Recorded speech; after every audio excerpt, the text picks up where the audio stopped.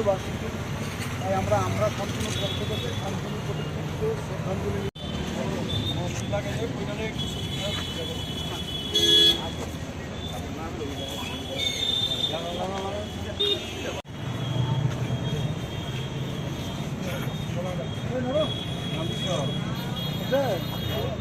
লাগে যাও।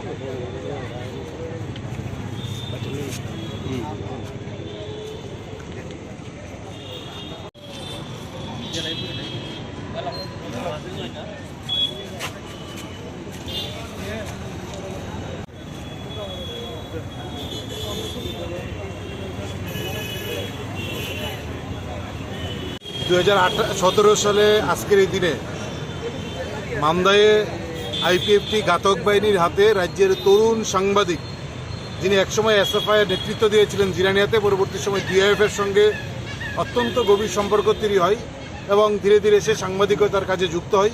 প্রতিভাবান সাংবাদিক, উদীয়মান সাংবাদিক হিসেবে আমরা তাকে শেষ দিকে দেখেছি। জিরানিয়া মহকুমার মান্দায়ে আইপিএফটির একটা কর্মসূচি কাভার করতে গিয়ে তাদের হাতেই শান্তনুর মৃত্যু হয়েছে। প্রকাশ্য দিনের বেলা লাশ গুম করে দেওয়ার চেষ্টা হয়েছে পর্যন্ত।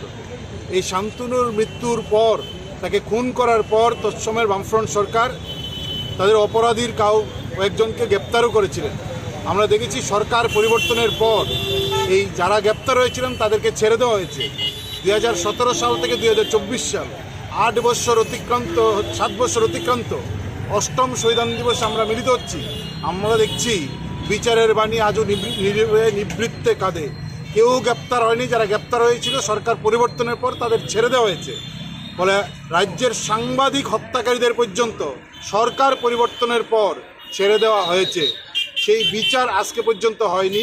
আমরা শান্তনুর নাম দিয়ে তার ওই সময়ে যারা তার সঙ্গে বন্ধুত্ব সম্পর্ক, তার রাজনৈতিক সহকর্মী সহ যারা বিভিন্ন পরিসরে তার সঙ্গে যাদের সম্পর্ক ছিল, আমরা প্রতি বছর সন্ধ্যার সময় এই অনুষ্ঠানটা করি, তার প্রতি শ্রদ্ধা জানাই এবং আমরা খুব ক্ষোভ প্রকাশ করছি যে 7 বছর অতিক্রান্ত 8ম শহীদান দিবস করছি।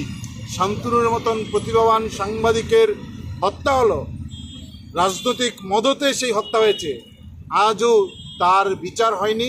আমরা তার শহীদান দিবসকারী আবার দাবি করছি যে শান্তনুর মতন সাংবাদিকের হত্যার বিচার যে হয়নি।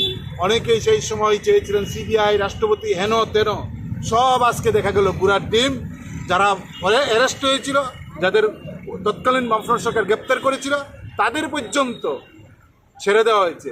আমরা তার খুব যেমন প্রকাশ করছি, শান্তনুর প্রতি শ্রদ্ধা জানাচ্ছি, তার বিচারের দাবিতে আমাদের লড়াই, এই লড়াই চলছে। আমরা আজকে আবার মনে করি এই সরকার উন্নত ভূমিকা নিলে তার বিচার হতে পারে, কিন্তু রাজনৈতিক কারণে বর্তমান সরকার এই ভূমিকা পালন করছে না। তার নিন্দা আমরা জানাচ্ছি।